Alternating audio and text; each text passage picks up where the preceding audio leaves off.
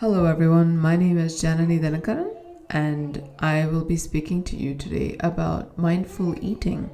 Mindfulness is a pretty common term nowadays. I just wanted to take a minute to define it. Mindfulness means paying attention on purpose in the present moment, non-judgmentally. So each time you practice mindfulness, you are actually exercising the muscle of attention. The more mindful you can be, you're actually able to find out what is it that's running in your mind as background noise with thoughts or emotions, and then to become aware of them, not so much swept up in them, almost as an external observer. And if you can bring that practice to eating, it tends to have a variety of benefits. So yes, you have mindfulness in your sitting meditation. You can bring it to the way you breathe. People often use mindful awareness within their yoga and qigong practice, actually without which the practices become purely physical and not really as effective as they could be if you were also using your attention and intention. Mindfulness is also practiced as a walking meditation. You could also be mindful when you do the dishes. Perhaps more challenging is being mindful when you're listening to others, and also being mindful of one's own emotions. And this means paying attention as the emotions come during conversation. In mindfulness and interaction is a bit more difficult than mindfulness solo. So let's look a little bit more deeply at what it takes to eat mindfully. What are some of the things that you wouldn't be doing if you were eating mindfully? You would not be multitasking, listening to audiobooks. You would not be watching any videos.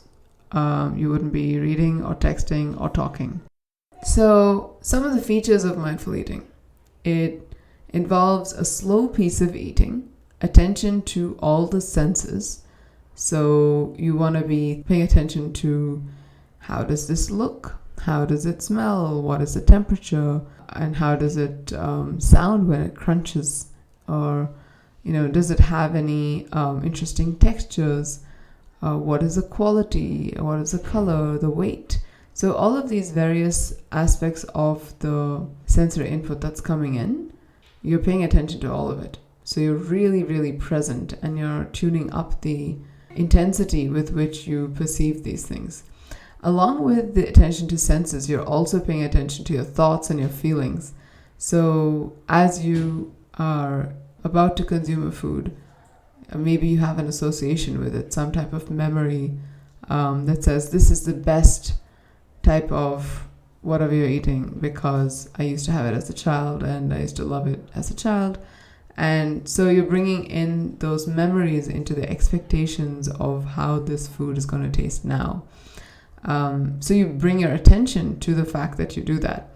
There are multiple emotions that are possibly attached to that, or you say this is something that my grandma used to make, and things like that. So you have associations, so you pay attention to even those associations of thoughts and feelings. And the third thing you pay attention to, apart from senses, thoughts and feelings, is to the actual taste, texture, and quality of the food. We covered this somewhat in the senses, but it is also in the eating process itself that you pay attention, and the way you move your mouth while you eat. So maybe you prefer to chew from one side more than the other.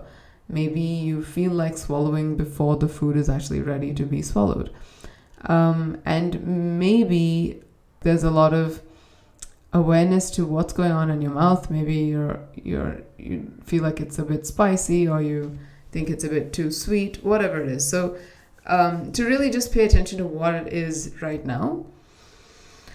And then you get to the next part where you allow it to be swallowed when it's ready to be swallowed, and follow it on the way down. How has the texture, temperature, the taste, all of it changed after the chewing process? And what does it feel like as it goes down? Is there an aftertaste that you enjoy or you don't enjoy? Or so then that is like the complete process of eating that you've been paying attention to. And then you have, of course, as you continue to eat, the body's stop signal saying, I'm done. Please don't give me any more food. When you reach that point, you can pack away your food and you can stop eating. Sometimes your body will say, I'm done, please stop. And you're like, oh, just have 2 little bits left. I'm going to just finish this off so I don't have to pack anything or throw anything away. And at that point, you're not really respecting your body's signals. So if you force yourself beyond the point where your body has said, that's enough, please stop, that's not necessarily a healthy thing to do. But yes, along with mindful eating comes a sense of pleasure, satisfaction, and gratitude. Often in a more formal setting of mindful eating, there will be an acknowledgement that as we eat, we are grateful for the people who prepared the food, the people who farmed it to grow it. We're grateful to the earth for being able to grow food for us. We're grateful for the sun and the clouds and the rain and the soil. We're grateful for earth being alive, and the people who work so hard to bring the food from the land, like to make sure that it grows well and then bring it to a place that we can get it from. So there's a whole process beyond what is on the plate that we can give gratitude for as we eat, or right around the time that we start eating. Yeah, so these are some of the features of mindfulness when we eat. Mindful eating also has a lot of benefits. One of the benefits is that it's a fresh experience. You had an orange yesterday. You're having it today too, but the orange you ate yesterday is not the same as the orange you ate today. Every single orange is different. So being mindful when you eat acknowledges, because mindfulness has that feature called the beginner's mindset. So you don't sit down to meditate and say, yeah, I've done this thousands of times before. I know exactly how this is going to go, because this is the first time you're meditating in this current state, in this day. Every experience is a new experience. So when you bring that beginner's mindset, everything is new and fresh, and the enjoyment of the food actually goes up because it's new.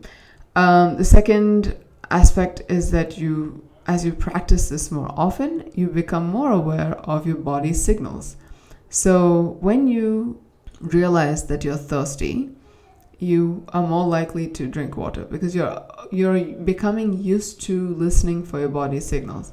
So you will become more aware of your thirst, more aware of your hunger, more aware of your stop signals, and in many cases, you can also become aware of what exactly the body is actually looking for at that point, because it's not like any food will do at any point. There may be times that you have a bowl of fruit and your body is like, I'm really full right now, but something feels not quite complete about this meal. Maybe you need a dash of salt, maybe you need a little bit of nut butter, something creamy to go with it. Whatever it is, you're able to read into the body's requirements for what to eat, not just that it needs to eat. And so you're really fine-tuning it. And so when you can detect, and so this has actually happened to a couple of people who've started following mindfulness in their eating style, that they eat a lot less because they're able to tell that they don't need as much. They've been overstuffing. Some people radically reduce the temperature of what they eat because they were eating in such a hurry that it was just going in boiling hot. Some people have changed the source of the food that they eat because they realized through mindfulness that the quality of the food they were consuming was not good, and something in their body was just not welcoming that food anymore. So when you become aware of all the associations, the narration, the expectations of how you are supposed to feel about something, then you become more aware of the fact that they are just thoughts and narrations that have been overlaid on top of the experience. And when you're able to more freely get in touch with the experience itself, so then you're able to tune into the body signals better. The other benefit would be that you can lose weight as you eat mindfully, precisely because of what I just mentioned, that you realize when to stop, more often. So you feel like, okay, that's enough, I'm good. And you also tend to have better digestion because you're enjoying the food, you're paying attention to the food, so you salivate more, you have your digestive enzymes coming in at the right time. So you can just think about it like this. If you're watching something and you're eating at the same time, something in that TV show becomes very sad or very violent or scary, it just distracts you away. It's completely not related to food. So your attention, your circulation, your brain is focused on the emotions that you are watching, and it's not focused on the food. So your body's not in a digestive mode. So when you switch off the TV and you actually pay attention to your food, your body understands that you're actually eating. All your senses are tuned into what you're eating, and therefore the appropriate digestive response happens in your body. So the quality of your digestion will go up. So those are some of the benefits. I'm sure there are others too. Yeah, all right. So that covers a little intro to mindful eating. I hope you enjoyed that. Maybe it was interesting or maybe even useful. It would be interesting to hear from you how you might have applied that and whether you saw any benefits as well. All right, until next time. Bye.